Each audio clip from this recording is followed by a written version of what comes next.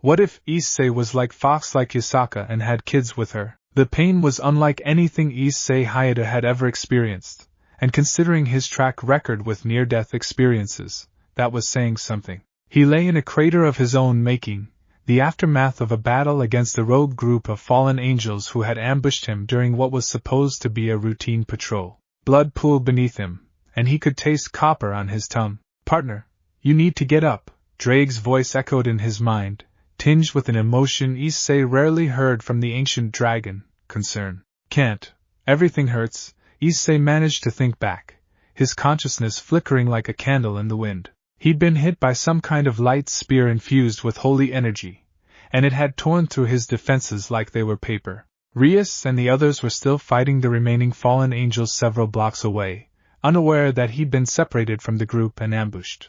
His vision blurred, the night sky above him swimming with stars that seemed to multiply and dance. Then something changed. A warmth began to spread through his body, starting from his core and radiating outward. It wasn't the familiar heat of Drake's power, or the demonic energy he'd grown accustomed to since his reincarnation as a devil. This was something different, something wild and ancient that had been sleeping deep within him, waiting for this moment of absolute crisis to awaken. What's happening?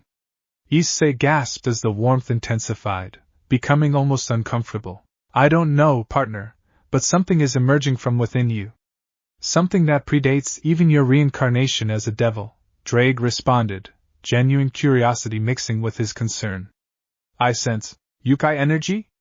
But that shouldn't be possible unless... Drake's words were cut off as Issei's body convulsed. His bones felt like they were being reshaped, his very DNA rewriting itself. He wanted to scream, but the sound that emerged from his throat was somewhere between a human cry and a fox's keen. His hands, still clutching at his wounded chest, began to change. His fingernails lengthened into elegant claws, and a fine coating of reddish-brown fur sprouted along his forearms. Behind him, he felt pressure building at the base of his spine, and then sudden releases of that pressure as 1, 2, 3. Eventually 9 foxtails burst forth, each one as long as he was tall and covered in luxurious fur that shimmered in the moonlight. They moved with a will of their own, waving and curling in the air around him. The wound in his chest began to close, knitting together with supernatural speed as golden foxfire traced along the edges of the torn flesh, cauterizing and healing simultaneously. Issei's brown eyes flickered, shifting to a brilliant amber with vertical slits for pupils before cycling back to brown, then amber again, as if his body couldn't decide which was correct. A 9-tailed kitsune, Drake breathed in amazement. Partner, you're not just any yukai. You're one of the rarest, a male Kyubi no kitsune. Such beings are born perhaps once every 1,000 years. Issei pushed himself up to his knees, marveling at how the agonizing pain had faded to a dull ache. His 9 tails fanned out behind him for balance, and he noticed how natural their movement felt, as if he'd had them his entire life. He looked at his hands, mostly human now, but with sharper nails and a slight dusting of fur that faded as he concentrated on appearing more human. How is this possible? I'm a reincarnated devil. Rias used all her chess pieces on me. I shouldn't have any other nature, Issei said aloud, his voice carrying a slight resonance that hadn't been there before. The sacred gear within you may have suppressed it, Drake theorized. Or perhaps your devil nature was layered on top of something that was always there, dormant in your bloodline. Kitsune can hide among humans for generations, their blood diluted until it seems entirely human. Then, in moments of extreme stress or mortal danger, the yukai blood reasserts itself. Issei stood up fully, his tails swaying behind him as he got used to their presence. He felt different, more aware of the world around him. He could smell things he'd never noticed before, the distinct scent of each type of tree in the nearby park, the ozone smell of dispersed holy energy, the fierce sweat of humans cowering in their homes blocks away. His hearing had sharpened too. He could pick out Rias's voice giving commands nearly half a mile distant. But more than the physical changes, he felt a connection to something vast and ancient, the spirit world, the realm of yukai, a dimension of existence he'd been blind to his entire life until this moment. I need to get back to the others, Issei said, taking a step forward. His balance was off with the addition of 9 tails, and he stumbled slightly before compensating instinctively. They don't know I'm hurt, was hurt. Partner, you may want to consider hiding those tails before you return, Drake suggested dryly. I doubt Rias-sama will react well to you sprouting additional supernatural appendages without explanation. Issei looked back at his tails and concentrated, trying to will them away. They flickered, becoming translucent for a moment before solidifying again. He gritted his teeth and focused harder, imagining them folding into himself, disappearing from view. Slowly, painfully, they faded from sight, though he could still feel them, a phantom sensation that told him they were still there, just hidden. His ears had shifted slightly too, he realized, becoming more pointed. He focused on them as well, and they returned to normal human shape. The fur receded completely, his claws shortened to normal nails, and his eyes stabilized to their usual brown, though they seemed to catch the light differently now, reflecting it like an animal's might. By the time he made his way back to where the battle had been, it was over. Ria stood among the dissolving bodies of fallen angels, her crimson hair stirring in the night breeze as her power of destruction faded. Akino was helping Kaneko to her feet, while Kiba cleaned his sword with a disgusted expression. Issei! Rias called out, relief evident in her voice as she saw him approaching. She rushed over, her hands immediately moving to check him for injuries. We lost track of you when those three broke off from the main group. Are you hurt? I'm okay, Bucho, Issei assured her, and he was surprised to find it was true. Where the light spear had pierced him, there was now only smooth, unmarked skin beneath his torn uniform. They got a good hit in, but I managed. Rias's brow furrowed as she examined the hole in his clothing, her fingers tracing the edges. This looks like it should have been a serious wound. How did you heal so quickly? I didn't sense you using any healing magic. I don't really know, Issei said, which was at least partially true. Drake's power, maybe? Everything happened so fast. It wasn't a complete lie, and Rias seemed to accept it, though Akino was watching him with narrowed eyes. The priestess-turned-devil had always been perceptive, and Issei had the uncomfortable feeling she could sense something different about him.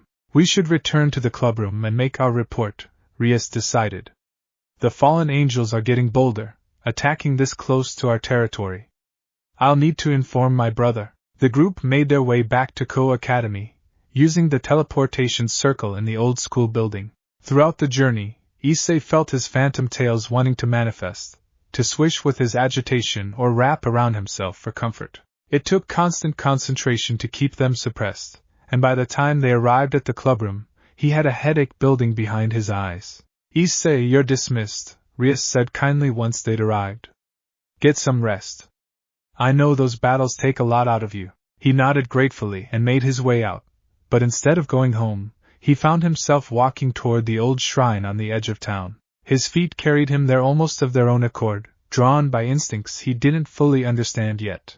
The shrine had been abandoned for years, its torii gate faded and cracked, the main building in disrepair. But as Issei approached with his newly awakened senses, he could feel the lingering spiritual energy that still clung to the place. It was weak, faded by years of neglect, but it called to something in his blood. He walked through the torii gate and felt a shiver run through him, a sense of crossing a threshold between worlds. He sat down on the shrine steps, finally allowing his tails to manifest. They burst forth with an almost audible sigh of relief, spreading out around him in a fan of reddish-brown fur. Issei ran his hands through the fur of the nearest tail and marveled at how soft it was, how sensitive.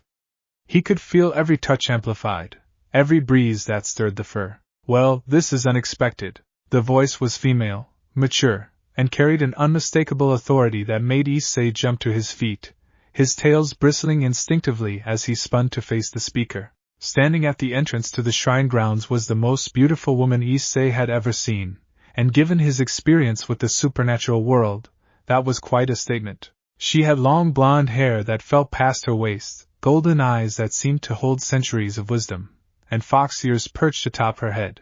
She wore an elegant kimono decorated with intricate patterns, and behind her, 9 massive tails swayed gently, each one golden and perfectly groomed. Why Yasaka-sama? Issei stammered, immediately recognizing the leader of Kyoto's Yukai faction. He'd never met her in person, but her reputation preceded her. She was one of the most powerful beings in Japan, a 9-tailed kitsune who had led the Yukai for hundreds of years. So you know who I am, Yasaka said, a slight smile playing at her lips as she walked closer. But I don't believe we've been introduced. Tell me, young Kitsune, what is your name, and more importantly, how is it that a male Kyuubi has appeared in my territory without my knowledge? Issei's mind raced. He couldn't exactly hide what he was. His 9 tails were fully on display, but explaining his situation was going to be complicated. My name is Issei Hayato, he began carefully. And well, it's complicated. Until a few hours ago, I didn't know I was a kitsune at all. Yasaka's eyebrows rose in surprise. Truly? That is unusual. The awakening of a Kyuubi is not something that goes unnoticed, yet I sensed nothing until you entered this sacred space. She moved closer, her eyes studying him with an intensity that made Issei nervous. May I? She reached out without waiting for an answer, her fingers lightly touching his chest where the wound had been. Golden energy pulsed from her fingertips, and Issei felt her power washing over him, examining him from the inside out. It was intimate in a way that made him blush, but he forced himself to stand still. Fascinating, Yasaka murmured. You carry the scent of devils, but beneath that, yes, there it is. Pure kitsune blood, dormant until recently. And something else. Her eyes widened. The Red Dragon Emperor? You house Drake. Yes, ma'am, Issei confirmed, his sacred gear manifesting on his left arm almost unconsciously in response to being mentioned. The crimson gauntlet gleamed in the moonlight. So we finally meet, Lady Yasaka, Drake's voice boomed from the gauntlet. I apologize for not introducing my host properly. This is indeed the current Red Dragon Emperor. Yasaka stepped back, her expression thoughtful. A reincarnated devil, the host of a heavenly dragon, and a 9-tailed kitsune. You are a walking convergence of supernatural bloodlines, Issei Hayato. No wonder your awakening felt so powerful. 3 different supernatural natures trying to coexist in one body. Is that bad? Issei asked nervously. Bad? No. Unprecedented? Certainly. Yasaka's tails swayed in what Issei was beginning to recognize as a gesture of curiosity. Tell me, how do you feel? Are you experiencing any conflict between your different natures? Issei considered the question. I feel more complete, actually.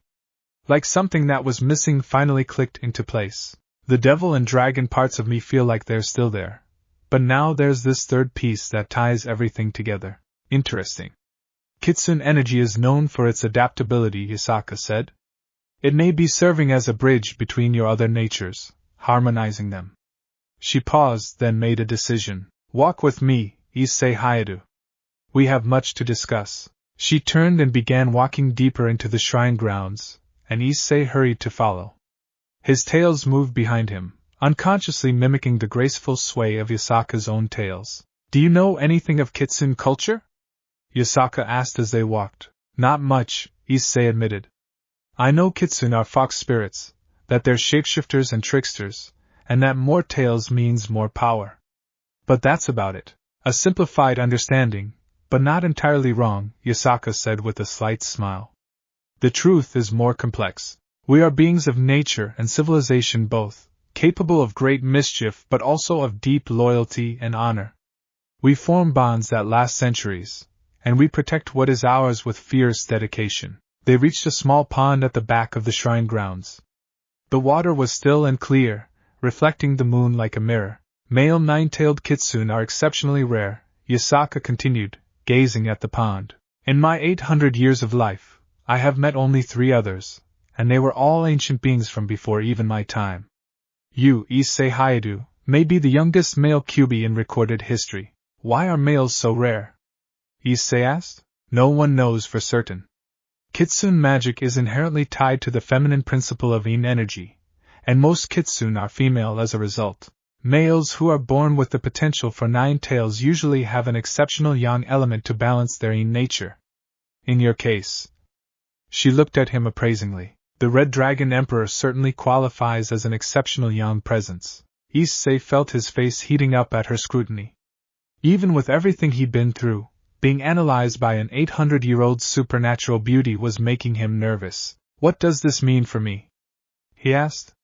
Do I have responsibilities to the Yukai now? I'm still part of Rias Gremory's peerage. I can't just abandon my commitments. I would not ask you to, Yasaka assured him. But you cannot ignore your kitsune nature either. It is not a power you've borrowed or a temporary state. It is fundamentally part of who you are. Perhaps more so than your devil nature, since that was artificially granted to you. She turned to face him fully, her expression serious. You need training, Issei Hayadu. Without proper instruction, your kitsune abilities could become unstable. Imagine your 9 tails manifesting in the middle of a school day, or your transformation completing without your consent. You could hurt someone, or expose the supernatural world to humans. Issei's stomach dropped. She was right. He'd barely managed to keep his tails hidden on the walk back to the clubroom earlier, and that was with intense concentration. If he lost control during class or while surrounded by normal humans, what do I need to do? He asked. Come to Kyoto, Yasaka said simply. I will personally oversee your training. It need not be a permanent relocation. We can arrange for you to travel back and forth, but you must learn to properly control your abilities. I'll need to tell Rias, Issei said. She's my king. I can't keep this from her. Honorable, Yasaka noted with approval. Yes, the Gremory heiress should be informed. In fact, I will accompany you when you tell her. This situation will require coordination between the Devil and Yukai factions, and it's best we establish clear communication from the start. Issei nodded, feeling somewhat relieved. At least he wouldn't have to explain this alone. For now, practice concealing your tails, Yasaka instructed. You've managed it before, so the instinct is there. Focus on the feeling of pulling them inside yourself, making them part of your internal energy rather than an external manifestation. Issei closed his eyes and concentrated. His 9 tails flickered, becoming translucent. He imagined them as streams of energy flowing back into his body, winding around his spine and settling into a reservoir of power in his core. It took several minutes, but eventually, the tails vanished completely. Good, Yasaka said. With practice, it will become second nature. Now manifest them again. The training continued through the night. Yasaka taught him the basics of controlling his transformation, how to partially shift into fox form, and how to draw on kitsune magic. She demonstrated creating foxfire, a golden flame that burned with spiritual energy, and had him attempt the same. Issei's first attempts resulted in small sparks of reddish fire that matched the color of his fur rather than the golden flames Yasaka produced. Your color is your own, Yasaka explained. Each kitsune's foxfire reflects their nature. Gold is traditional for those of us with strong divine connections, but red suits you, the color of passion, of the dragon's flame, of autumn leaves. Do not try to change it. Embrace what makes you unique. By the time the sun began to rise, Issei was exhausted but exhilarated. He managed to create a sustained foxfire that danced in his palm, had transformed his hands into fox paws and back again a dozen times, and had even managed to manifest a single tail while keeping the other 8 hidden, a much more difficult task than all or nothing. You learn quickly, Yasaka observed. But this is only the beginning. There are centuries of tradition and technique that you must master. When should we tell Rias? Issei asked. Today, if possible, Yasaka said. The longer you wait, the more difficult the conversation will be. Besides, I sensed your peerage mate, the one with the sadistic smile, studying you last night. She suspects something has changed, Issei groaned. Of course Akino had noticed. She noticed everything. Come, Yasaka said, placing a gentle hand on his shoulder. I will transport us to the academy when you're ready. It's time to face your king and explain your new circumstances. Issei took a deep breath, steeling himself for what was sure to be a complicated conversation. He thought about Rias, about how she'd react to finding out he'd been hiding another fundamental aspect of his nature, even if unintentionally. But as he looked at Yasaka, at the wise and powerful being who had appeared at exactly the right moment to guide him through this transformation, he felt a spark of hope. Maybe this didn't have to be a disaster. Maybe, with the right approach and the right help, he could integrate all the different parts of himself into something greater than the sum of its parts. I'm ready, Issei said, and he meant it. Yasaka's tails glowed with golden light, and the world around them began to shimmer. Then let us begin the next chapter of your story, young Issei. Something tells me that your awakening as a kitsune will change more than just your own fate. It may reshape the balance of power in the supernatural world itself. As the teleportation magic wrapped around them, Issei caught a glimpse of his reflection in the pond, brown eyes flickering to amber, a hint of fox ears appearing for just a moment before vanishing. He smiled slightly. Whatever came next, at least he wouldn't face it alone. The Red Dragon Emperor and the Nine-Tailed Fox, two legendary beings merged into one person. The supernatural world had no idea what was coming, and honestly, either did Issei. But for the first time since his transformation, he felt not fear but anticipation. His story was just beginning. The teleportation magic deposited Issei and Yasaka just outside the gates of Kuo Academy.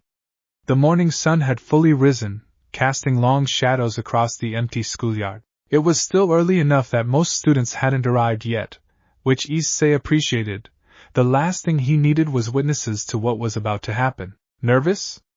Yasaka asked, her fox ears and tails now completely hidden beneath a masterful illusion. To anyone watching, she appeared as an elegant businesswoman in a tailored suit, though Issei could still see her true form layered beneath the glamour with his newly awakened senses. Terrified, Issei admitted.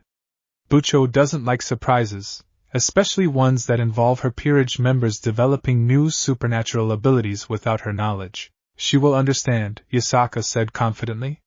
From what I know of Rias Gremory, she cares deeply for those under her protection. Once she realizes you had no control over this awakening, her concern will outweigh any frustration. Issei hoped she was right. He led Yasaka through the school grounds toward the old building where the Occult Research Club had its headquarters. His enhanced senses picked up the familiar magical signatures of his fellow peerage members already inside, Rias, Aquino, and surprisingly, Kaneko. Kiba must have gone home to rest. As they climbed the stairs, Issei felt his phantom tales wanting to manifest. The stress of the impending conversation was making it harder to maintain his human appearance. He focused on the technique Yasaka had taught him, imagining his tales as streams of energy coiled safely within his body. Your control is slipping, Yasaka observed quietly. Take a moment before we enter. Center yourself. Issei paused outside the clubroom door, closing his eyes and breathing deeply. He felt Yasaka's hand rest lightly on his shoulder, and a wave of calm energy flowed from her touch, helping to settle his turbulent emotions. Thank you, he murmured. When you are a parent, you learn to soothe distressed children, Yasaka said with a slight smile. My daughter Kuna had many anxious moments growing up. Some techniques transcend species. Issei hadn't known Yasaka had a daughter, but before he could ask about it, the door to the clubroom swung open. Aquino stood in the doorway, her violet eyes sparkling with curiosity as she took in the sight of Issei and his elegant companion. Era, Issei-kun, you've brought a guest, Aquino said, her tone carrying that dangerous playfulness that always made Issei nervous. And such a distinguished one, though I wonder why I can sense such powerful yukai energy radiating from her, despite the excellent glamour. Aquino-san, please ask Bucho if she has time to speak with us, Issei said formally. It's important. Aquino's expression shifted slightly, recognizing the seriousness in his tone. She stepped aside, gesturing them in. Rias Bucho, Issei has returned with a guest who wishes to speak with you. The clubroom was exactly as Issei remembered. Elegant furniture, bookshelves lining the walls, and Rias sitting behind her desk looking over paperwork. Kaneko was curled up on the couch with a bag of candy, her golden eyes tracking Issei and Yasaka as they entered. Rias looked up, and her expression shifted from mild curiosity to sharp attention as she took in Yasaka. Even through the illusion, a devil of Rias's caliber could sense the sheer power standing before her. Please have a seat, Rias said, her tone carefully neutral. She gestured to the chairs in front of her desk. I don't believe we've been introduced. Yasaka allowed her illusion to drop, revealing her true form. Her golden fox ears emerged, followed by her 9 magnificent tails spreading out behind her. The temperature in the room seemed to rise slightly as her full presence filled the space. Rias shot to her feet, her eyes wide. Lady Yasaka. I apologize, I didn't realize. Please sit, Yasaka said gently, taking one of the offered seats with fluid grace. There's no need for such formality. I've come here not as a faction leader, but as someone concerned with the welfare of one of your peerage members. Rias's gaze snapped to Issei, who was still standing awkwardly by the door. Issei, what's going on? Issei moved to sit in the chair next to Yasaka, very aware that Akino had positioned herself behind Rias's desk and Kaneko had abandoned her candy to watch intently from the couch. Bucho, something happened during the fight last night, Issei began. When those 3 fallen angels separated me from the group, they hit me with a light spear infused with holy energy. It should have killed me. Rias's face went pale. But you came back uninjured. You said Drake's power healed you. That's what I thought at first, Issei continued. But it wasn't Drake. Something else healed me. Something that had been dormant inside me my entire life until that moment of near-death triggered its awakening. He stood up, and before he could second-guess himself, he released his hold on his concealment. His 9 tails burst forth in a fan of reddish-brown fur, his ears shifted to fox ears atop his head, and his eyes flickered to their amber coloration. The transformation was more controlled than his first time, but no less dramatic. The room fell absolutely silent. Akino's eyes had widened in genuine surprise, a rare expression for someone usually so composed. Kaneko had frozen mid-bite of candy, her mouth slightly open. And Rias was staring at him with an expression somewhere between shock and disbelief. A 9-tailed kitsune, Rias whispered. Issei, how is this possible? I used all my chess pieces to reincarnate you. You were thoroughly human before, there was no trace of supernatural lineage. It was dormant, Yasaka explained, her voice calm and educational. Kitsune blood can hide in human lineages for generations, sometimes centuries. It remains completely undetectable until specific conditions trigger its awakening. In Issei's case, the combination of housing a heavenly dragon, being reincarnated as a devil, and then facing a near-death experience created the perfect storm for his kitsune nature to reassert itself. But 9 tails, Akino breathed, moving closer to examine Issei with fascinated eyes. Those aren't achieved through age and training. He was born with the potential for 9 tails? Precisely, Yasaka confirmed. Issei is a Kyubi no Kitsune, a male 9-tailed fox. Such beings are born perhaps once in a millennium. In my 800 years, I have never encountered a male of our kind so young. Rias slowly sat back down, her crimson hair falling around her shoulders as she processed this information. Issei, why didn't you come to me immediately when this happened? I did plan to tell you, Bucho, Issei said quickly. But I ran into Yasaka-sama at the old shrine last night, and she explained what was happening to me. I wanted to understand it myself before bringing it to you. He was also struggling to maintain his human appearance, Yasaka added. Without immediate training, his transformation could have become unstable. I provided emergency instruction to ensure he could conceal his new nature until we had this conversation. Fox, Kaneko said suddenly, speaking for the first time. Everyone turned to look at the petite girl, who was staring at Issei with an unreadable expression. You smelled different, like autumn forests and wild magic. Can you still sense my devil nature? Issei asked, concerned. Kaneko's nose twitched slightly. Yes. Devil, dragon, and fox. 3 scents layered together.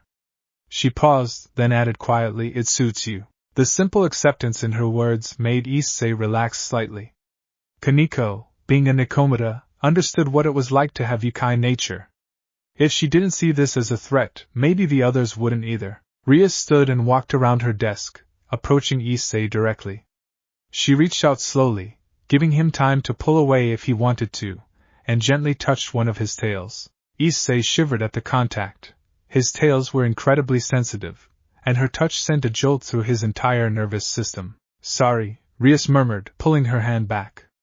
I just needed to confirm they were real. They're definitely real, Issei said, his face flushing. And really sensitive. It's like someone touching an exposed nerve, but not painful, just intense. Fascinating, Akino purred, moving to Issei's other side. And you can create foxfire? Transform fully into a fox? Use illusion magic? I'm learning, Issei said. Yasaka-sama taught me some basics last night, but I'm nowhere near competent yet. Rias returned to her desk, her expression thoughtful. Lady Yasaka, I assume you didn't come here just to inform me of this development. What do you propose? Issei needs training, Yasaka said directly. Without proper instruction in kitsune magic and culture, he risks losing control of his abilities. A nine-tailed kitsune who cannot control their power is dangerous to everyone around them, including themselves. And you're offering to provide this training, Rias stated. I am the logical choice, Yasaka replied. As the leader of Kyoto's Yukai and a nine-tailed kitsune myself, I have both the knowledge and the authority to properly train him. However, I understand he has obligations to you and your peerage. I propose a compromise. Rias leaned forward, her business acumen fully engaged. What kind of compromise? Issei would spend 3 days per week in Kyoto, training with me and learning to control his kitsune nature. The remaining 4 days, he would remain here in Ko, continuing his education and his duties as your pawn. I would personally ensure he can travel safely between locations. 3 days is a significant time commitment, Rias said, frowning. What about school? His contracts with clients? I can help with the school issue, Akino interjected thoughtfully. If we schedule his Kyoto days for Thursday through Saturday, he'd only miss 2 school days. I can create a cover story, perhaps a special training program recommended by Surzek-sama for Issei's development as the Red Dragon Emperor. That could work, Rias mused. And contracts can be rescheduled around his availability. She looked at Issei. But ultimately, this is your decision, Issei. This is your nature, your power. What do you want to do? Issei was touched by her consideration. Despite being his king, Rias was giving him agency in this decision. He thought about what Yasaka had said, about the danger of uncontrolled power, about his responsibility to learn what he'd become. I want the training, Issei said firmly. I can feel this power inside me, and right now it's like trying to hold water in my hands. It keeps slipping away, wanting to manifest. If I don't learn to control it properly, I could hurt someone. I could hurt our friends. Then it's decided, Rias said, though Issei could see the worry in her eyes. Lady Yasaka, we accept your proposal. Issei will train with you 3 days per week, with the understanding that if an emergency arises in Ko that requires his presence, we can contact you immediately. Of course, Yasaka agreed. And likewise, if situations in Kyoto require additional security, perhaps some of your peerage might assist. This arrangement could benefit both our factions. A mutually beneficial alliance, Rias said with a slight smile. My brother will be pleased. The Gremri clan has been seeking stronger ties with the Yukai faction. There is one other matter we should discuss, Yasaka said, her tone becoming more serious. Issei's existence as a male nine-tailed kitsune will not remain secret for long. The supernatural world is interconnected, and word will spread. There will be those who see him as a valuable asset, or a threat that needs to be eliminated. The room's atmosphere darkened at her words. What kind of threats are we talking about? Akino asked, her playful demeanor vanishing. Political groups who fear the implications of a being who bridges devil, dragon, and Yukai natures, Yasaka explained. Collectors who seek rare supernatural beings for their own purposes. Supremacists from any faction who believe bloodlines shouldn't mix. And unfortunately, there will be some among the Yukai who resent a male Kyubi being trained by devils rather than living fully among our kind. Then we increase security, Rias decided immediately. Issei won't go anywhere alone. When he's in Ko, one of us accompanies him at all times. When he's in Kyoto, he will be under my personal protection, Yasaka stated firmly. I give you my word as the leader of Kyoto's Yukai. No harm will come to him while he is in my care. Guys, I appreciate the concern, but I'm not helpless, Issei protested. I'm the Red Dragon Emperor. I can fight. Yes, you can, Yasaka agreed. But you're also new to being a kitsune. You don't yet understand the political intricacies of our world, the insults that could provoke challenges, or the customs that must be observed. Until you do, having protection is simply wise, not weak. Issei wanted to argue more, but he could see the logic. He'd already made plenty of mistakes in Devil Society before learning the rules. He didn't need to repeat that with Yukai culture. Fine, he conceded. But I want to become strong enough that I don't need constant protection. That's part of why I want this training. A worthy goal, Yasaka said with approval. And one we will work toward together. Rias pulled out her phone, typing quickly. I'm messaging my brother now to inform him of the situation. He'll need to know before rumors start spreading. I'll also contact Sona. As the other devil authority in Ko, she should be aware. I should inform the Yukai Council as well, Yasaka said. Some will grumble about my decision to train you personally, but they'll accept it once I make my position clear. As the two leaders handled the political necessities, Akino moved to sit next to Issei on the arm of his chair. She reached out and gently ran her fingers through the fur of one of his tails, making him jump. Akino-san! Issei yelped, his face turning red. Sorry, I couldn't resist, Akino said with a smile that was not sorry at all. They're remarkably soft. And the color suits you, like autumn leaves touched by fire. They're also really sensitive, Issei repeated, trying to pull his tail away from her exploring fingers. It's like you're petting my, well, something very personal. Era, how interesting, Akino purred, her eyes glinting with mischief before Rias cleared her throat loudly. Akino, stop teasing Issei. He has enough to deal with right now without you making it worse. Of course, Bucho, Akino said innocently, though she snuck in one more stroke along Issei's tail before pulling away. The sensation made Issei's breath catch. Kaneko approached more cautiously, studying Issei's transformed appearance with her usual stoic expression. Can you transform fully? She asked. Into a fox? I think so, Issei said uncertainly. Yasaka-sama showed me the basics, but I haven't fully transformed yet. Try, Kaneko said simply. Issei looked to Yasaka, who nodded encouragingly. He stood up, giving himself space, and closed his eyes. He remembered the feeling from last night, the sensation of his body becoming more fluid, more wild. He reached for that feeling and pulled. The transformation was disorienting. His perspective shifted dramatically as his body reshaped itself.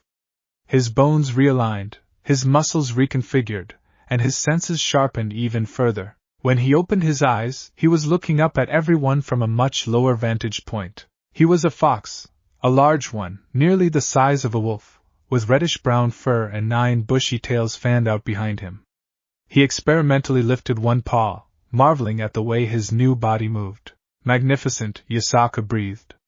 Your fox form is larger than most, likely due to your dragon nature influencing your size. And your coloring is unique. Most kitsune in fox form are white, gold, or red, but your particular shade of reddish-brown is quite distinctive. Kaneko knelt down, meeting Issei at eye level. She studied him for a long moment, then reached out and gently scratched behind one of his fox ears. Issei's eyes closed in involuntary pleasure. It felt amazing. A rumbling sound emerged from his chest that was somewhere between a purr and a contented growl. Good fox, Kaneko said, the faintest smile touching her lips. Issei wanted to protest that he wasn't a pet, but her scratching had found a perfect spot behind his ear, and his back leg started twitching in response. His tails wagged despite his attempts to maintain dignity. Adorable, Akino declared, pulling out her phone to take pictures. Rias Bucho, we need to document this. Akino, put the phone away, Rias said, but she was fighting a smile. Though I admit, Issei, you do make a striking fox. Issei concentrated on returning to his human form. The transformation was easier this time, more natural. Within moments he stood on 2 legs again, though his tails and ears remained visible. That's going to take some getting used to, he muttered. You'll have plenty of practice, Yasaka assured him. Now, shall we discuss the logistics of your training schedule? I'd like to begin tomorrow if possible. The next hour was spent working out details. Issei would travel to Kyoto Thursday morning and return to Ko Sunday evening. Yasaka provided him with a special charm that would allow him to teleport directly to her estate, bypassing the need for transportation. They also discussed what his training would entail: control exercises, cultural education, magic instruction, and combat training specific to kitsune abilities. You'll also meet my daughter Kunu, Yasaka mentioned. She's younger than you, but she's been raised in Yukai culture her entire life. She can help you understand the social aspects that I might take for granted. How old is Kunu? Issei asked. In human terms, she appears to be about 9 or 10 years old, Yasaka said. Though chronologically she's somewhat older. Kitsune age differently than humans. So I'll be learning from a kid? Issei said, then immediately backtracked when he saw Yasaka's raised eyebrow. I'm grateful for any help. I'm sure Kuna-san is very knowledgeable. She is also excited to meet you, Yasaka said with a genuine smile. Male kitsune are so rare that she's never encountered one before. You'll likely be bombarded with questions. The meeting concluded with Yasaka preparing to leave. She pulled Issei aside for a private moment near the door. You handled that well, she said quietly. I know it wasn't easy, revealing such a fundamental change to those you care about. They're my family, Issei said simply. I couldn't hide this from them. That loyalty will serve you well, Yasaka said. In both devil and yokai culture, loyalty to one's own is highly valued. She paused, then added, I want you to know, Issei, that I don't take the responsibility of training you lightly. A male kyubi is precious, not as a possession, but as a person. Your existence is special, and I will do everything in my power to help you reach your full potential. Thank you, Yasaka-sama, Issei said, bowing respectfully.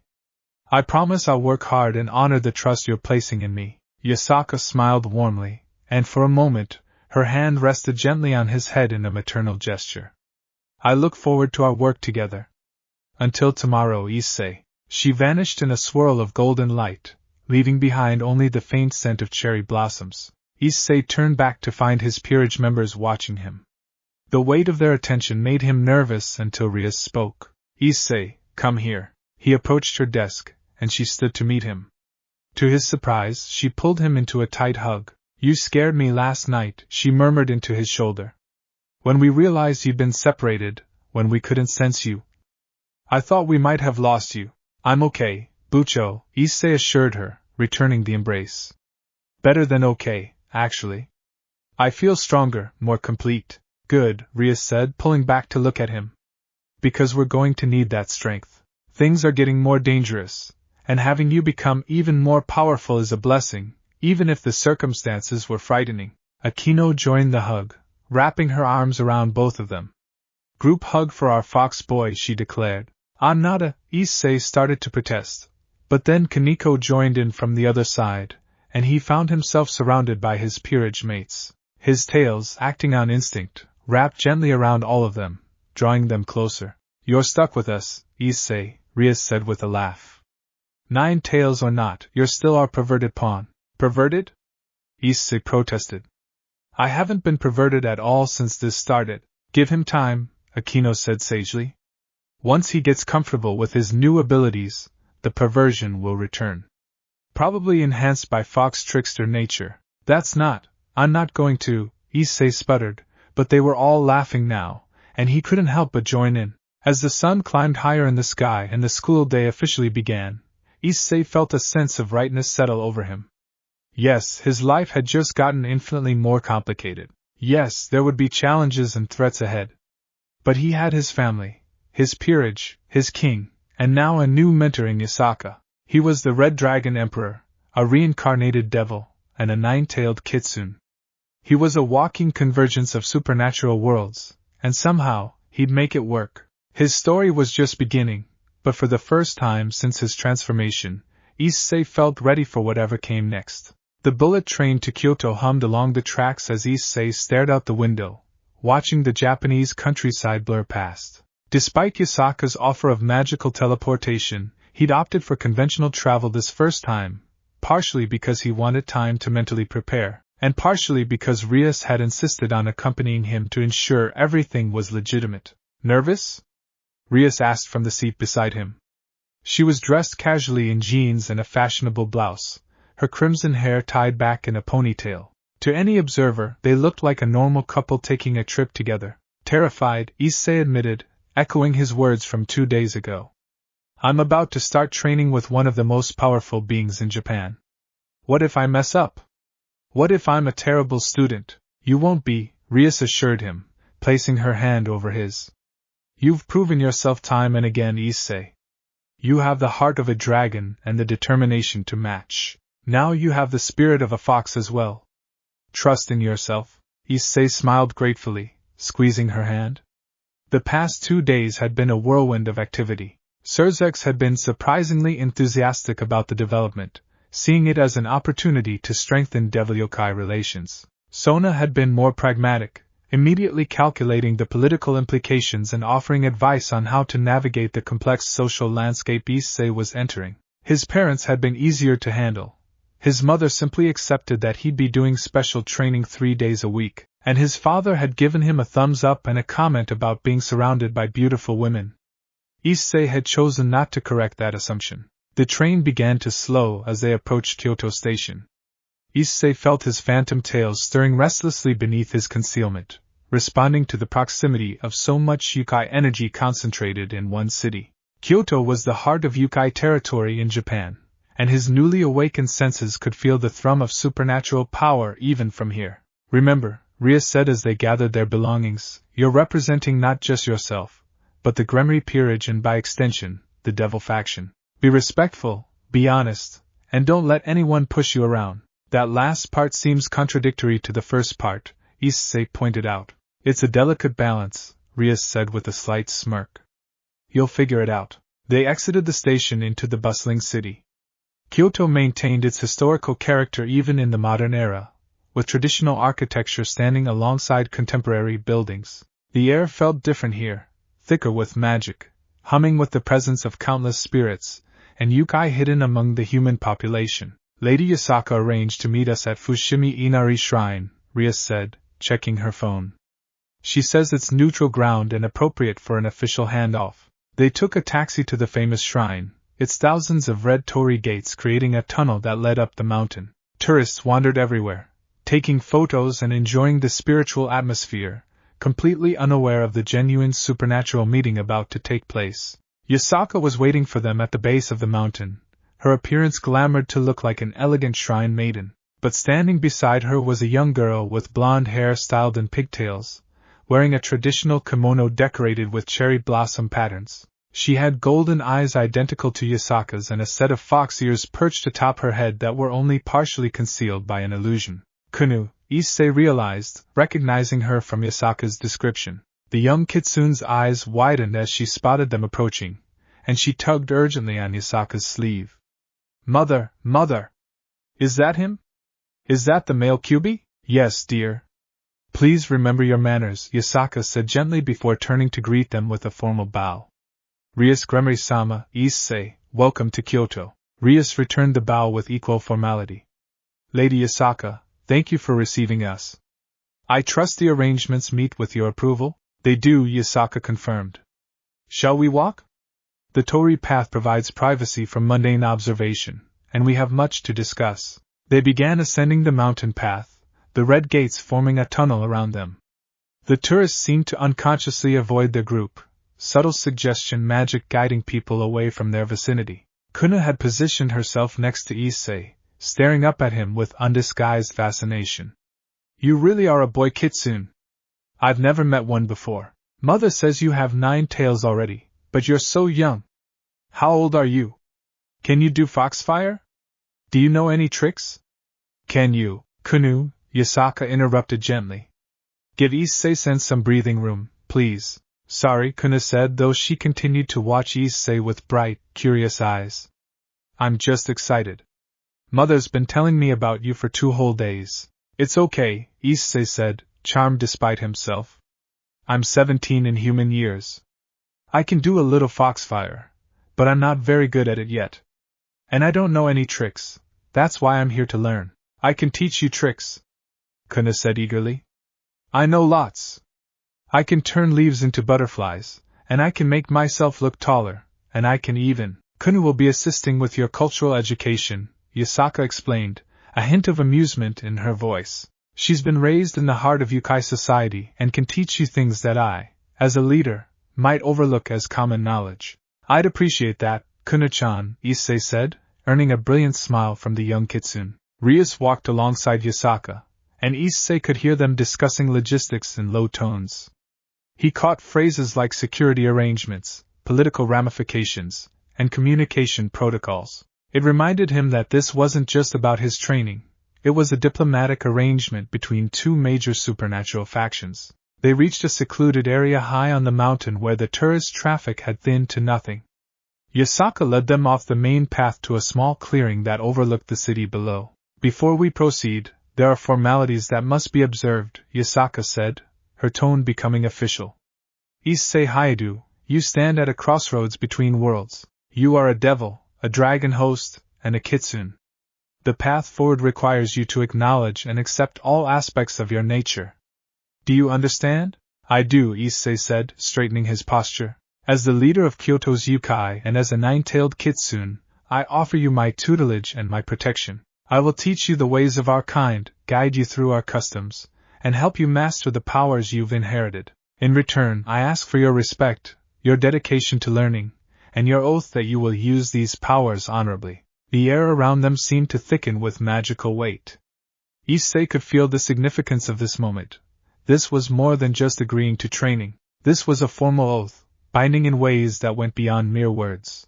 I accept your tutelage and your protection, Issei said, the words feeling right even as he spoke them. I swear to respect the teachings you provide, to dedicate myself to learning, and to use my powers honorably. I won't bring shame to your instruction or to the kitsune name. Golden light flared around Yasaka, and answering red gold light emerged from Issei. The two energies intertwined briefly before sinking into both of them. Issei felt something settle into place, a connection forming between himself and Yasaka that was almost like the peerage bond he shared with Rias, but different, more familial, like a parent and child. The oath is sealed, Yasaka said, satisfaction evident in her voice. You are now formally my student, Issei. Welcome to your heritage. Kuna clapped her hands excitedly. Does this mean he's like my big brother now? In a manner of speaking, Yasaka said with a gentle smile. He is under my care and protection as you are. Rias stepped forward, addressing Yasaka directly. I entrust my pawn to your care, Lady Yasaka. Please guide him well. I will guard him as I guard my own daughter, Yasaka promised. You have my word. The two women bowed to each other, a formal acknowledgement of the agreement. Then Rias turned to Issei, her expression softening. Be safe, Issei. Learn well. And remember, you can contact me anytime through our connection. If you need anything, I'm just a thought away. Thank you, Bucho, Issei said, pulling her into a brief hug. I'll make you proud. You already do, Rias murmured, then stepped back. I should return to Ko. Akino and the others will want a full report. Yasaka created a teleportation circle, and with a flash of crimson light, Rias vanished, leaving Issei alone with his new teacher and her daughter. Well then, Yasaka said, her formal demeanor relaxing slightly. Shall we go home? You must be curious to see where you'll be spending your time in Kyoto. She created another teleportation circle, this one golden with intricate fox-themed patterns. Step into the center, both of you. Issei and Kuna entered the circle, and the world dissolved into golden light. They materialized in a traditional Japanese garden of breathtaking beauty. A koi pond reflected the afternoon sun, surrounded by carefully manicured trees and stone pathways. Beyond the garden stood a magnificent estate that blended classical architecture with subtle modern amenities, a compound that clearly served as both residence and seat of power. Welcome to the Yasaka estate, Yasaka said, gesturing broadly. This has been the home of Kyoto's yokai leadership for over 1,000 years. Within these walls, you are completely safe. The protections here rival anything the devil clans maintain. Issei could feel the layers of defensive magic woven through every structure and plant. It was subtle but powerful, and it resonated with his kitsune nature in a way that felt welcoming rather than restrictive. It's beautiful, Issei said sincerely. Come, I'll show you to your quarters, Yasaka said, leading them toward the main building. As they walked, yokai of various types emerged from the estate to catch a glimpse of the new arrival. Issei saw fox spirits, tengu, nikomata, and beings he couldn't even identify. They watched him with curiosity, some with suspicion, but none with hostility. Word has already spread about you, Yasaka said, noticing his attention. A male kyubi is news that travels fast.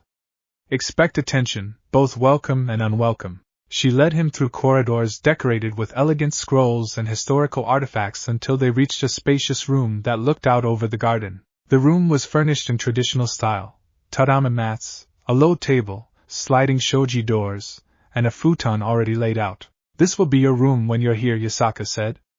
Feel free to personalize it as you wish. Kuna's room is just down the hall, and my chambers are in the east wing. If you need anything, simply call. The estate will respond. The estate will respond? Issei asked. Yasaka smiled mysteriously.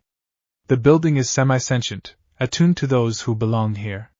It will guide you if you get lost and alert me if you're in distress. Think of it as a very helpful, very old guardian. That's amazing, Issei said, looking around the room with new appreciation. Get settled, change into the clothes I've left for you. Yasaka gestured to a neat stack of traditional garments on a shelf. When you're ready, meet us in the main training hall. Kunu will show you the way. She left, and Issei examined the clothes, a hakama and gi combination in deep red with gold trim. They were comfortable and allowed for easy movement, clearly designed for training. He changed quickly, appreciating how the traditional garments felt against his skin. When he emerged, Kunu was waiting eagerly in the hallway. Her tails, all four of them, were visible now that they were within the protected estate. You look like a real kitsune now, she declared approvingly. Much better than devil clothes. Come on, I'll give you a tour on the way to the training hall. She grabbed his hand and began pulling him through the estate, chattering constantly. This is the library. It has books going back 1,000 years. And this is the kitchen where the Tengu chefs work. They make the best fried tofu. And this corridor leads to the shrine where we honor our ancestors. Issei tried to absorb everything, but Kunu's enthusiasm was overwhelming. Still, he appreciated her genuine excitement. It was clear she was thrilled to have someone new to show around, especially another kitsune. They arrived at a large dojo-style hall with polished wood floors and walls lined with weapons and training equipment. Yasaka stood in the center, her 9 tails fully displayed, radiating an aura of power that made the air shimmer. Good, you found your way, Yasaka said. Kunu, thank you for guiding him. You may stay and observe, but quietly. Kunu nodded and settled herself on the edge of the hall, her eyes bright with anticipation. Yasaka turned her full attention to Issei. Before we begin any advanced training, I need to assess your current capabilities. Release your concealment, and show me your true form. Issei closed his eyes and let go of the control he'd been maintaining. His 9 tails burst forth, his ears shifted, and his eyes flickered to amber. He felt the relief of not having to suppress his nature. Good, Yasaka said, walking around him in a circle, examining him critically. Your tails are healthy, your transformation is stable. Now manifest your foxfire. Issei held out his hand and concentrated, calling forth the red-gold flames that represented his personal foxfire. They danced in his palm, warm but not burning. Yasaka studied the flames intently. Interesting. Most kitsune have foxfire that matches their primary nature, gold for divine connection, silver for moon magic, red for passion and trickery. Yours is a blend, red touched with gold, and even hints of the dragon's flame. It's unique, as you are unique. She demonstrated her own foxfire, golden flames that radiated serenity and power. Foxfire is more than just a weapon. It can purify, protect, illuminate, and deceive. Over time, you'll learn all these applications. For now, focus on control. The next hour was intense training in manipulating foxfire, making it larger, smaller, splitting it into multiple flames, changing its intensity. Issei's dragon stamina served him well, but the precision required was exhausting in a different way than combat. Enough, Yasaka finally said. You're trying too hard, forcing the magic rather than guiding it. Foxfire responds to will and emotion, not brute strength. Sorry, Issei panted, his tails drooping with fatigue. Don't apologize, learn, Yasaka said, but not unkindly. Your instinct is to overwhelm obstacles with power, that's your dragon nature talking. But kitsune magic is about finesse, about achieving your goals through the path of least resistance.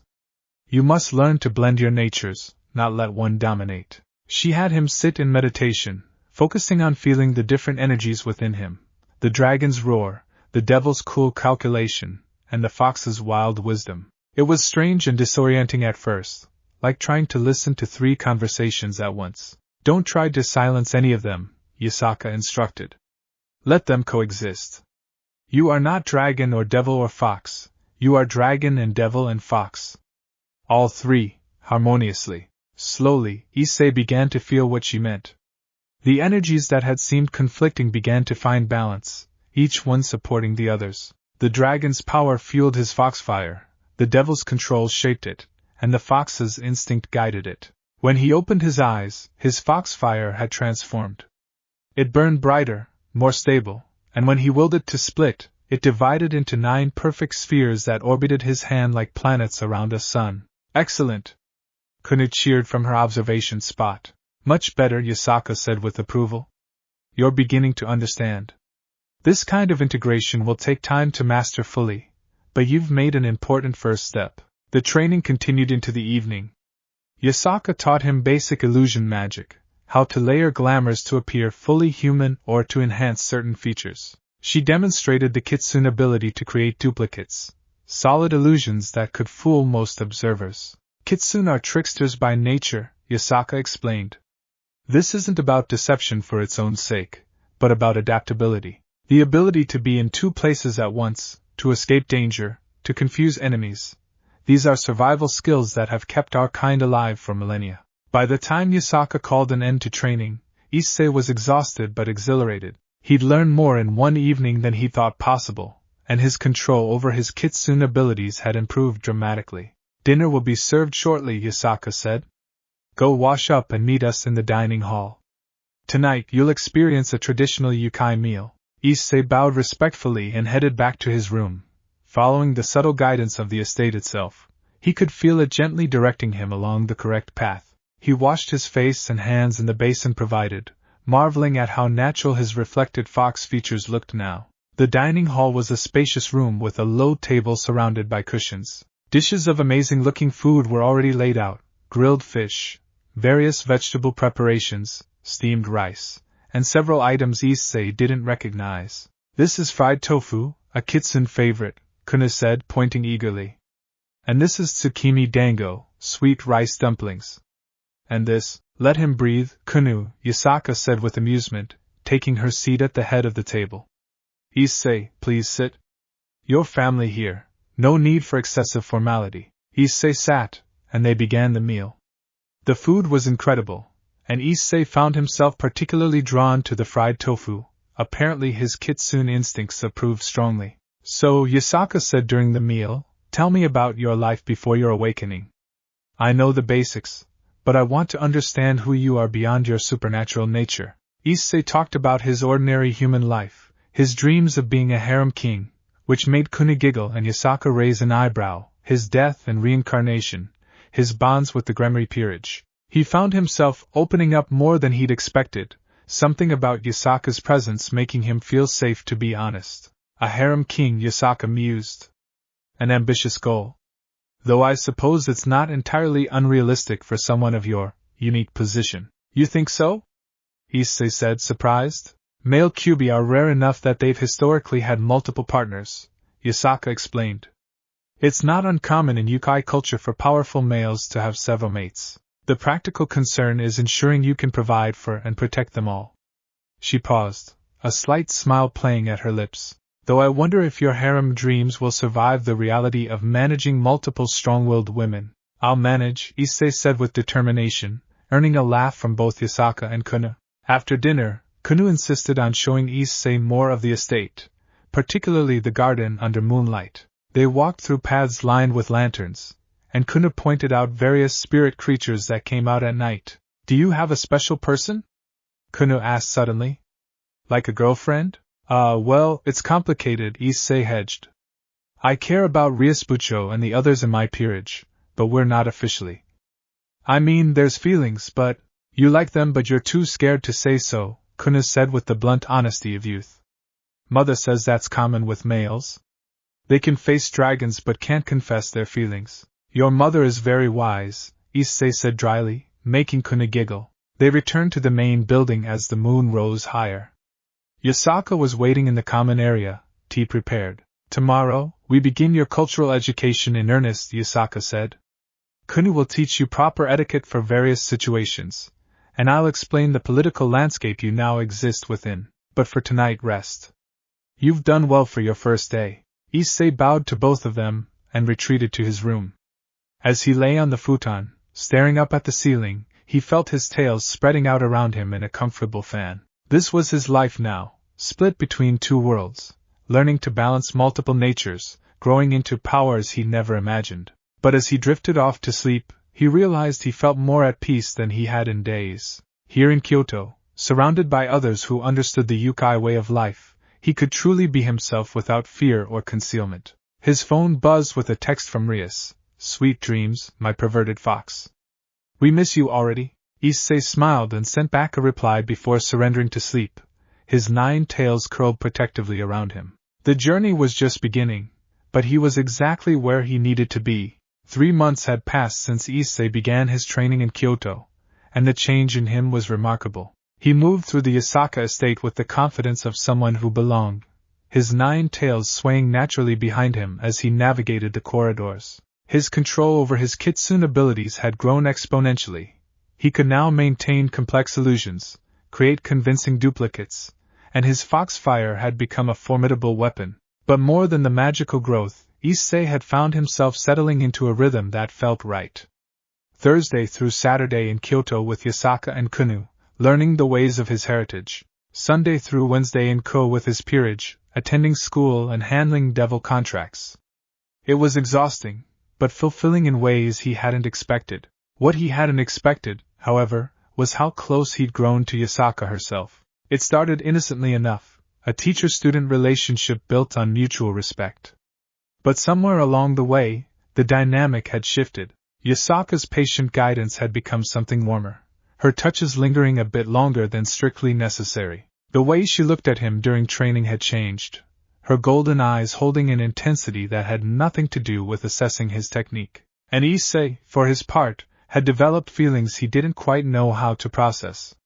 Yasaka was beautiful, powerful, wise, and kind.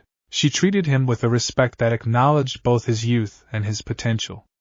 When she smiled at him, his heart did things that made his dragon stir with interest. He tried to dismiss it as a student's admiration for a mentor, but he couldn't ignore the way his tails unconsciously reached for her during their training sessions, or how his foxfire burned brighter in her presence. The situation came to a head on a Saturday evening in late spring. Issei had been in the training hall, working on a particularly complex technique that involved weaving foxfire and dragon flames together.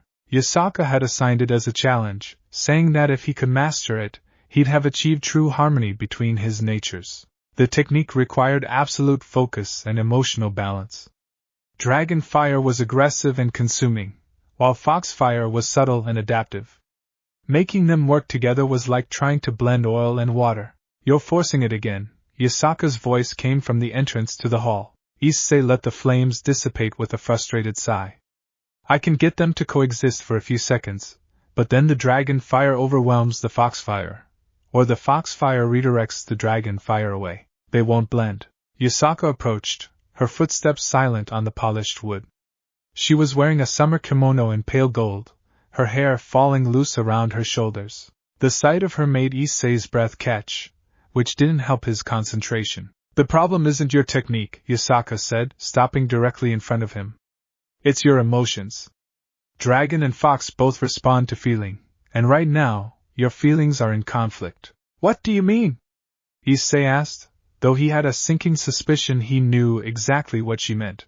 Yasaka's golden eyes studied him intently. "You've been distracted for weeks now. During training, during meals, during our cultural lessons. Your mind is elsewhere, and it's affecting your magic." "I'm sorry, Yasaka-sama. I'll focus better." "That's not what I'm asking for," Yasaka interrupted gently. "Issei, I'm 800 years old. I've seen many students come and go, observed countless relationships form and dissolve. I know the signs of emotional turmoil." She reached out and placed her hand on his chest, right over his heart. "Tell me what's troubling you. We cannot move forward in your training until you address whatever is causing this internal conflict." Issei's heart hammered beneath her palm. This was it, the moment he'd been dreading and hoping for in equal measure. He could deflect, make an excuse, but Yasaka deserved honesty. She'd given him so much, the least he could do was be truthful. "It's you," he said quietly. "You're what's troubling me." Yasaka's expression didn't change, but her hand pressed slightly more firmly against his chest. "Explain." "I have feelings for you," Issei said, the words tumbling out now that he'd started. "I know it's inappropriate. You're my teacher, you're centuries older than me, you're a faction leader, and I'm just a 17-year-old kid who can barely control his own powers. But I can't help it. Every time I'm near you, every time you smile at me or praise my progress, I feel something. And it's driving me crazy because I don't know if it's real or if it's just some kind of student crush or kitsune instinct or... Yasaka's hand moved from his chest to his lips, silencing him. Her golden eyes were unreadable, and for a terrifying moment, Issei thought he'd just ruined everything. Then she smiled, not her usual composed smile, but something more vulnerable, more genuine. Issei, she said softly, do you think I haven't noticed? Do you think I haven't felt the same pull? Issei's eyes widened. You what? I'm 800 years old, not blind, Yasaka said with a hint of amusement. I've felt the connection growing between us. At first, I dismissed it as natural affinity, teacher and student, two nine-tailed kitsune finding kinship. But it's become more than that, hasn't it? She stepped closer, and Issei found himself unable to move, pinned by the intensity of her gaze. You're young, yes, Yasaka continued. But you're also the Red Dragon Emperor, a being who houses a heavenly dragon. Age becomes complicated when we're discussing immortal or near-immortal beings. You may have lived 17 human years, but Drake has lived thousands, and his influence on your soul means you're older than your physical years suggest. I don't understand, Issei said, his mind reeling. Are you saying? I'm saying that I have feelings for you as well, Yasaka said plainly. Feelings that go beyond teacher and student, beyond faction leader and diplomatic connection. You've impressed me, Issei. Not just with your growth and power, but with your character. Your loyalty, your determination, your genuine kindness despite everything you've suffered. She reached up and gently touched his face, her fingers trailing along his cheek. But we must be careful. This isn't just about our feelings. There are political implications, power dynamics, and concerns we cannot ignore. Like what? Issei asked, leaning into her touch despite himself. Like the fact that a relationship between us would have significant political ramifications, Yasaka said seriously. I am the leader of Kyoto's Yukai. You are a member of the Gremry Peerage and the Red Dragon Emperor. Our union would represent an alliance between devils and Yukai at the highest level. Is that a bad thing? Issei asked. Not necessarily, Yasaka admitted. In fact, many would see it as beneficial.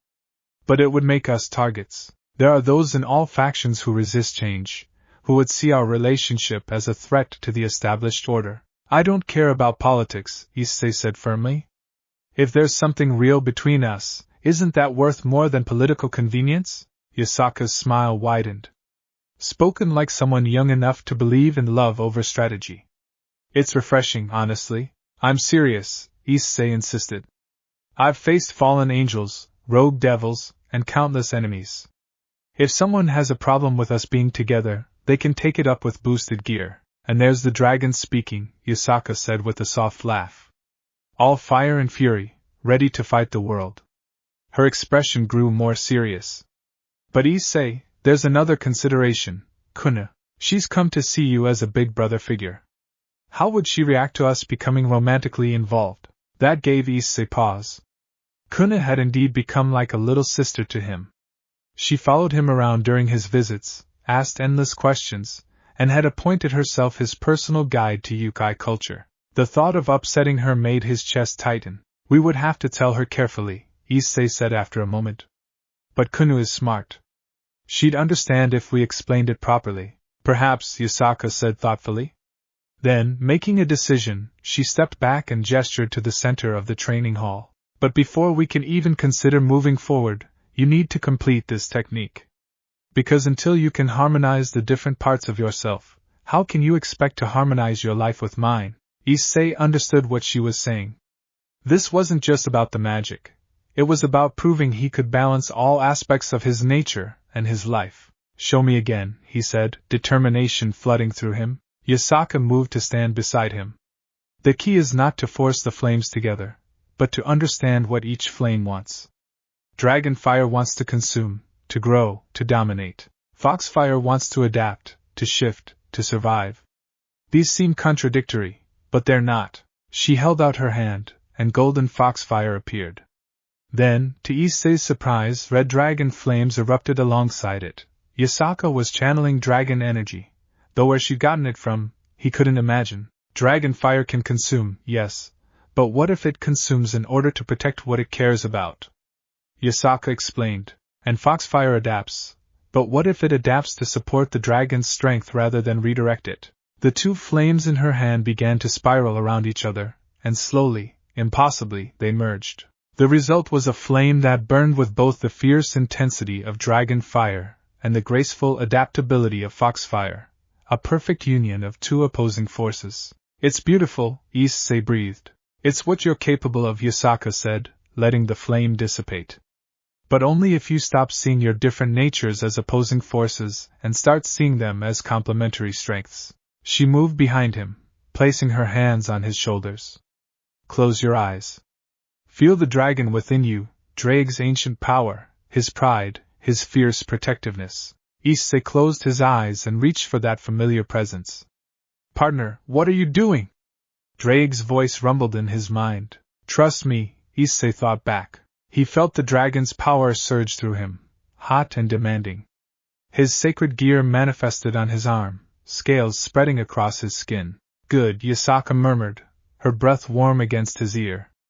Now feel the fox, your instincts, your adaptability, your connection to the natural world and the spirit realm. Issei reached for his kitsune nature, and his 9 tails manifested in full, spreading out around them both. He could feel the wild magic singing in his blood, the ancient wisdom of countless generations of kitsune. Now, Yasaka said, her hands moving down his arms to guide his hands together, ask yourself, what do both the dragon and the fox care about? What do they both want to protect? Images flooded Issei's mind. Rias and his peerage members. Yasaka and Kanu. His parents. The people he cared about, the bonds he formed.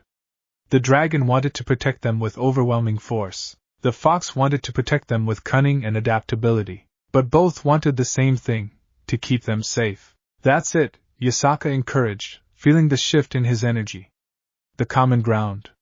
The shared purpose. Issei opened his eyes and held out his hands. Dragon fire erupted from his right hand, crimson and fierce. Foxfire appeared in his left hand, red gold and dancing.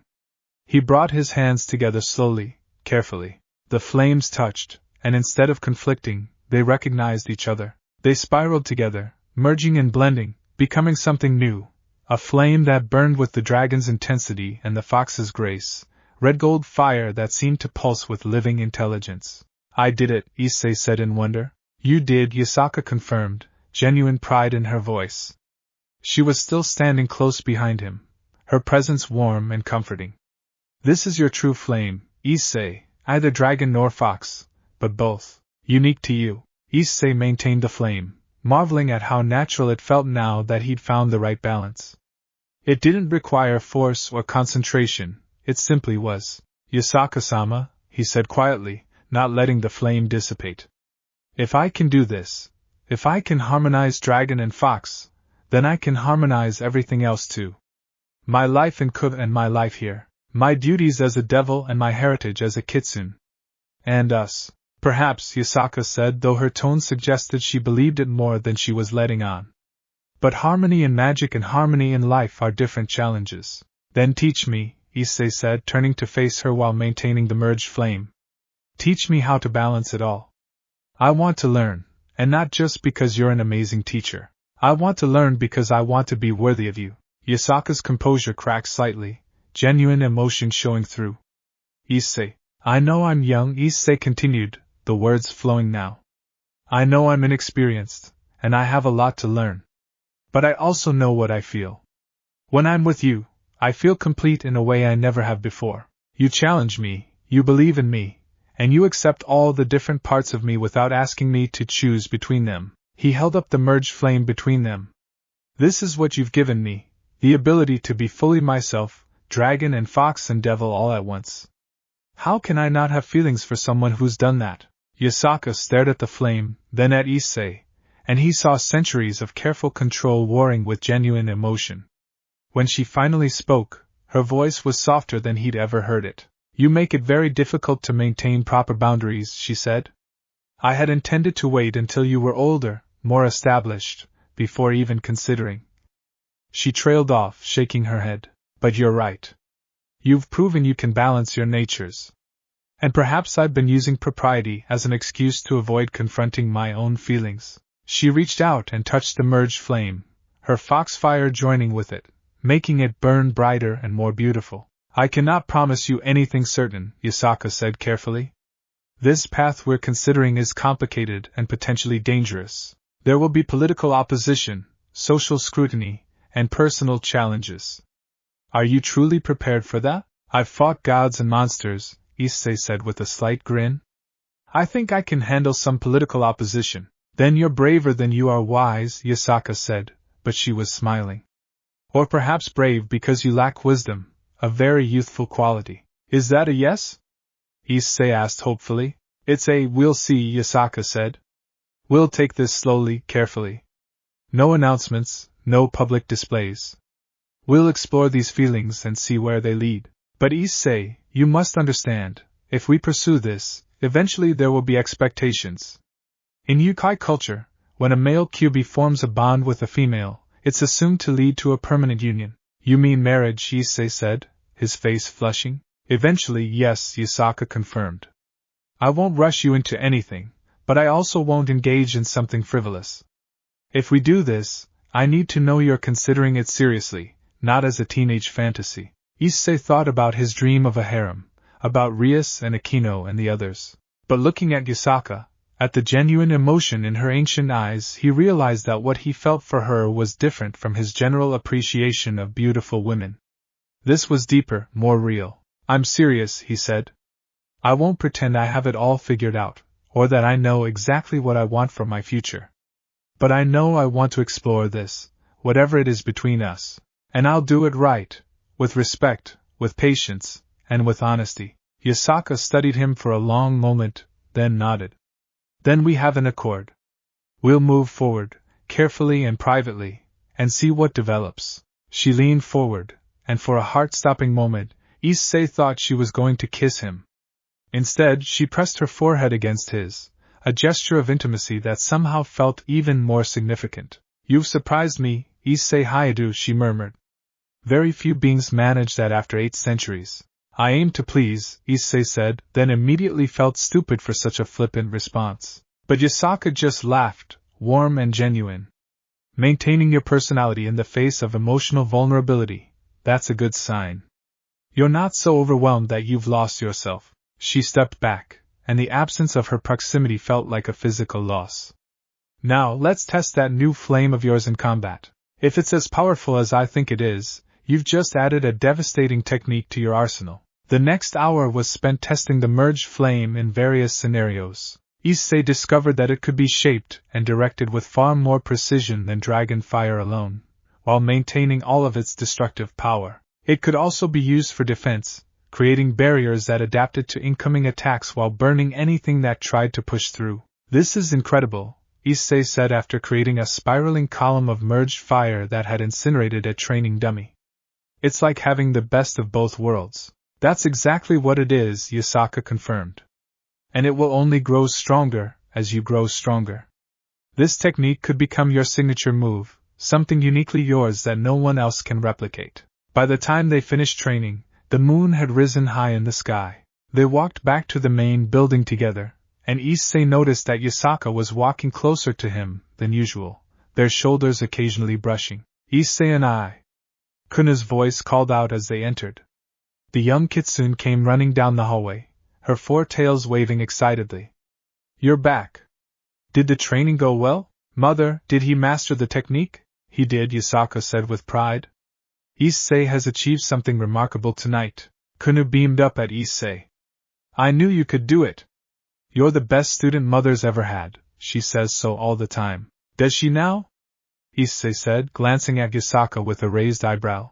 Yasaka had the grace to look slightly embarrassed. I may have mentioned that you're a talented student. Once or twice. More like every day, Kuna said matter-of-factly. She talks about you all the time when you're not here. Issei would find this interesting. I should show this to Issei. I wonder what Issei thinks about. Kunu, Yasaka interrupted, her composure slipping slightly. Perhaps it's past your bedtime. But it's only 10 o'clock. Kuna protested. And growing kitsune need their rest, Yasaka said firmly, though her cheeks had a slight pink tinge that Issei found adorable. Kunu pouted but hugged both of them goodnight before scampering off to her room, her tails swishing behind her. She's going to figure it out, Issei said once she was gone. Undoubtedly, Yasaka agreed. Kunu is perceptive. But let's let her come to the realization naturally rather than announcing it.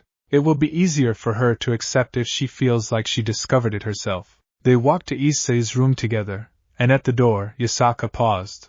Tonight was significant, she said quietly. Not just the technique, but everything else. I want you to know that I don't take this lightly. You've become important to me, Issei, and that's both wonderful and terrifying. Terrifying? Issei asked. I've lived 800 years, Yasaka said. I've seen countless relationships bloom and fade. I've watched people I cared about grow old and die. I've learned to protect my heart, to maintain distance. But you... She reached up and touched his face gently. You make me want to take risks again. That's terrifying. I won't let you regret it, Issei promised. See that you don't, Yasaka said, and this time she did lean in and press a gentle kiss to his forehead. Sleep well, Issei. Tomorrow, we'll begin the next phase of your training, and perhaps, the next phase of us. She walked away, her 9 tails swaying gracefully, and Issei stood in his doorway watching her go until she disappeared around a corner. He entered his room and collapsed onto the futon, his heart still racing. Well, partner, that was certainly interesting, Drake commented dryly. You were watching? Issei asked aloud. I'm literally inside you. I see and feel everything you do. And may I say, you've certainly surpassed your previous self in terms of romantic courage. Confessing to Yasaka-sama directly, bold move. It just came out, Issei admitted. But I meant every word. I know you did. That's why she responded positively. Yasaka is ancient and wise, she can sense sincerity. Just be careful, partner. The path you're walking is complicated, and there will be challenges ahead. When have we ever chosen the easy path? Issei asked. Fair point, Drake acknowledged with something that might have been draconic laughter. Very well. I'll support you in this as I support you in battle. Just try not to get your heart broken.